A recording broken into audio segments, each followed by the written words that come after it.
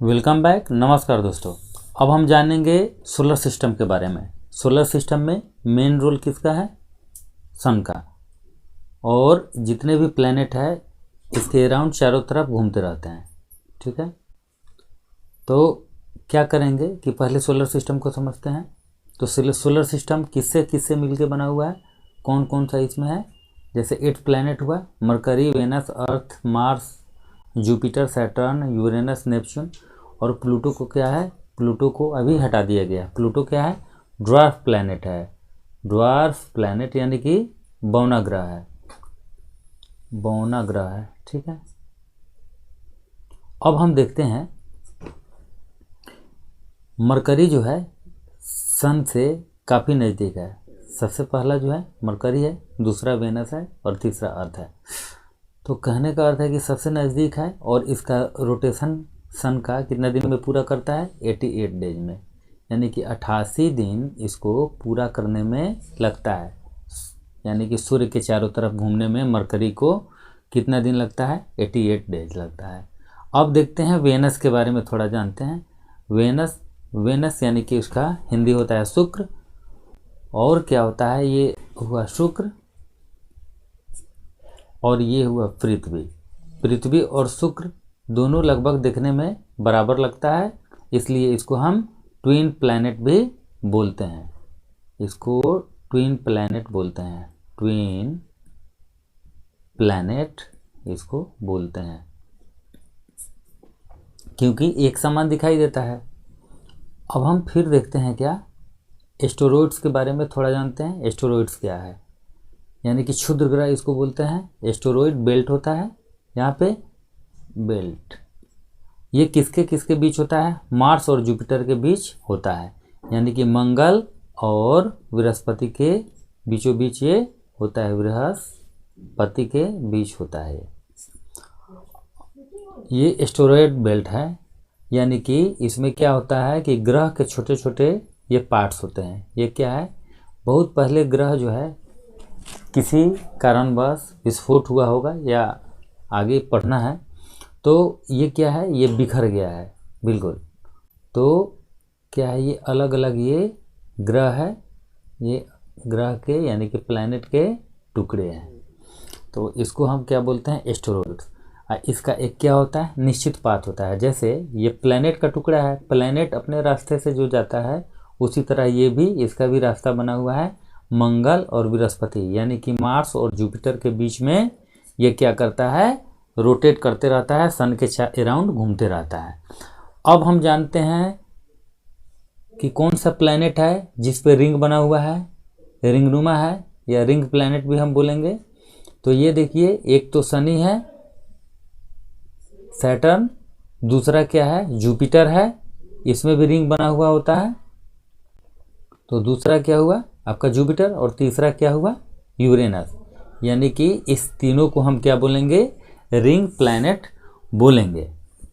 अब हम जानते हैं कि प्लूटो के बारे में जानते हैं। प्लूटो को क्यों हटा दिया गया?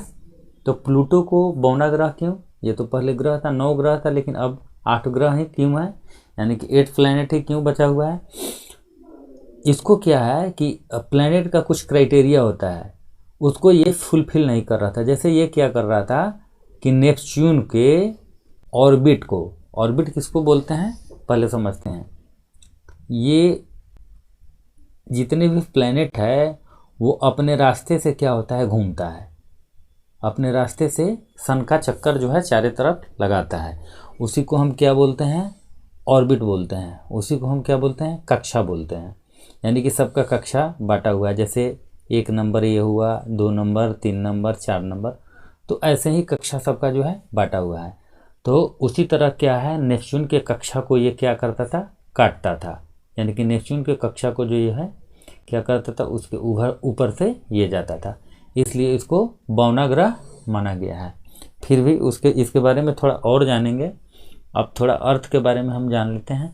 पहले जानते हैं क्या कि ये सन के अराउंड जो घूमता है, सन के अराउंड ये प्लैनेट सब घूमता है, उसको हम क्या बोलते हैं? कौन से इसका कक्षा कैसा होता है? उसको बोलते हैं इलिप्टिकल पाथ। क्या बोलते हैं? इलिप्टिकल इलिप्टिकल पाथ बोलते हैं इसको, यानी कि दीर्घ वृत्ताकार इसका रास्ता है, दीर्घ वृत्ताकार इसका रास्ता बना हुआ है। पथ, पथ यानी कि रास्ता, इसी रास्ते से ये जाता है। अगर हम देखते हैं सन और अर्थ को देखते हैं तो पहला प्लैनेट कौन है? मरकरी है, दूसरा वेनस है, तीसरा अर्थ है। यानी कि दूरी के अगर अकॉर्डिंग देखते हैं तो अर्थ का स्थान कितना आता है? तीसरा स्थान आता है। डिस्टेंस के अकॉर्डिंग तीसरा, थर्ड। और आकार में देखते हैं चौथा और ये पांचवा, यानी कि 4 ग्रह इसे और बड़े हैं। यानी कि साइज में अगर हम देखते हैं तो 5th नंबर जो है किसका आता है? अर्थ का आता है। थोड़ा अर्थ के बारे में और कुछ जानते हैं। लाइफ है, यानी कि और सारे जितने भी ग्रह हैं उस पे नहीं है, सिर्फ अर्थ पे ही लाइफ है। इसलिए इसको क्या बोलते हैं? Goldilocks zone, Goldilocks zone बोलते हैं। यानी कि यहाँ जीवन जो है सर्व, यहाँ जीवन है, यानी कि इसी ग्रह पे हम लोग जो है हम लोगों का लाइफ है। अच्छा, फिर हम अर्थ के बारे में एक और जानते हैं।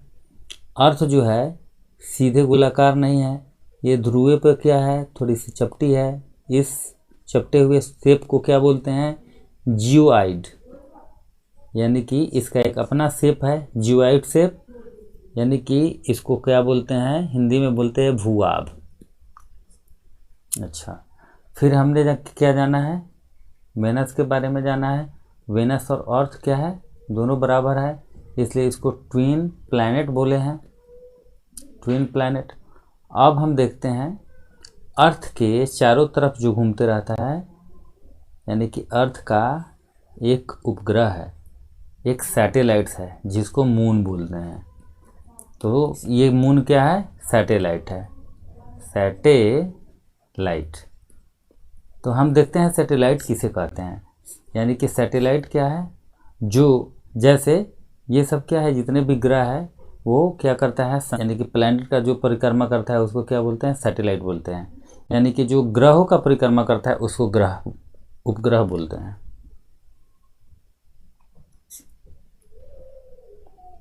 अब हम देखते हैं इसके टाइप के बारे में। क्या होता है? सैटेलाइट दो तरह का होता है, एक नेचुरल होता है और एक होता है आर्टिफिशियल, या इसको मैनमेड बोलेंगे, आर्टिफिशियल या मैन मेड। यानी कि इंसान इसको बनाता है, ये इंसानों के द्वारा बनाया हुआ नहीं है। अब हम देखते हैं क्या कि मैनमेड में क्या है? मैनमेड में क्या है कि ये क्या है?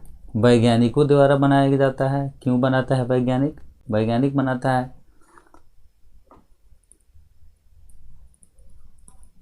तो इसके बनाने के पीछे उद्देश्य ये होता है कि यूनिवर्स के बारे में जो भी इंफॉर्मेशन है, यूनिवर्स से इंफॉर्मेशन हम लोग प्राप्त करते हैं, इंफॉर्मेशन प्राप्त करते हैं। और दूसरा क्या है? एक हुआ इंफॉर्मेशन प्राप्त करते हैं, और दूसरा इसका क्या है कि हम लोग जो भी कम्युनिकेशन होता है, हम लोग जो है संचार करते हैं, कम्युनिकेशन, यानी कि हम लोग संचार जो स्थापित करते हैं, संचार मतलब एक दूसरे से जो हम लोग कनेक्ट रहते हैं इंटरनेट के द्वारा, या हम लोग टेलीविज़न देखते हैं, बहुत सारा चीज़ होता है, वो क्या होता है? इसी सैटेलाइट्स का कमाल है। सैटेलाइट और IRS ये सब जो है इंडिया का सैटेलाइट है। फिर हम कुछ जानते हैं, ये हो गया आपका अर्थ, और ये हो गया आपका मून, यानी कि नेचुरल सैटेलाइट, नेचुरल सैटेलाइट। अब क्या है कि मून पे हमको रात्रि में जब पूर्णिमा होता है यानी कि फुल मून होता है, फुल मून, उस समय क्या होता है कि हमको इसमें चंद्रमा में दाग दिखाई देते हैं, धब्बे दिखाई देते हैं। वो क्यों दिखाई देते हैं? धब्बे दिखने के पीछे कारण ये है कि वहाँ क्या है, माउंटेन है, यानी कि वहाँ पर्वत है, पहाड़ है, प्लेटूज है, पठार है, इसलिए, और गड्ढे भी हैं। इसलिए हमको क्या होता है कि पूर्णिमा की रात्रि में हमको स्पष्ट दिखाई देता है। पूर्णिमा क्या होता है? पूर्णिमा हम उसे कहते हैं बिल्कुल जो है चांद बिल्कुल सफ़ेद होता है और प्रकाश जो है बिल्कुल दिखाई देता है हम लोगों को, और उसी में जो है हमको पूर्णिमा के समय दाग दिखाई देता है। लेकिन ये धीरे धीरे ये क्या होता है, धीरे धीरे कम होते जाता है, कटते जाता है। कटते कटते क्या होता है, फिर जो है 15 दिन के बाद क्या होता है, ये भर जाता है। तो उस समय हम क्या कहते हैं, ये पूरा काला हो जाता है, उसको बोलते हैं न्यू मून। न्यू मून मतलब क्या होता है? न्यू मून मतलब अमावस्या, अमावस्या। फिर एक और बात जानते हैं कि चंद्रमा पे, चांद पे पहुंचने वाला पहला व्यक्ति जो था उसका नाम था नील आर्मस्ट्रॉन्ग, नील आर्मस्ट्रॉन्ग, ठीक है। वो 21 जुलाई 1969 को चंद्रमा पे गया था, हुआ, और ये चंद्रमा हुआ। और यहाँ से यहाँ तक की दूरी क्या है, यानी कि अर्थ से जब हम चंद्रमा पे जाते हैं तो उसकी दूरी कितना है? 3,84,400 किलोमीटर। और हम क्या करते हैं कि यहाँ सन है,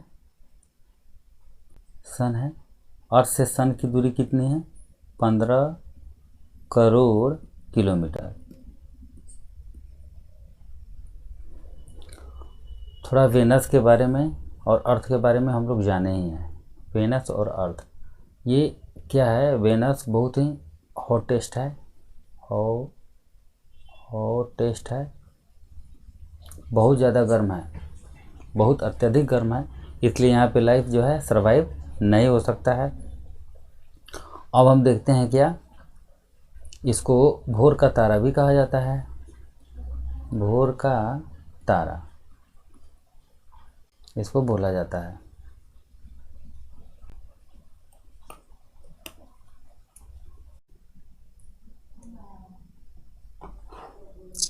अब हम थोड़ा जानते हैं किसके बारे में, तो प्लूटो के बारे में, कि प्लूटो के बारे में थोड़ा देखते हैं कि प्लूटो में क्या, क्यों ये बौना ग्रह बन गया।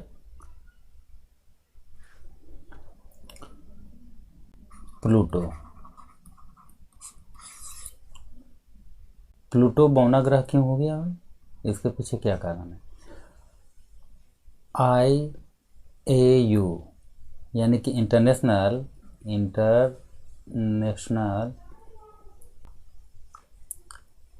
एस्ट्रोनॉमिकल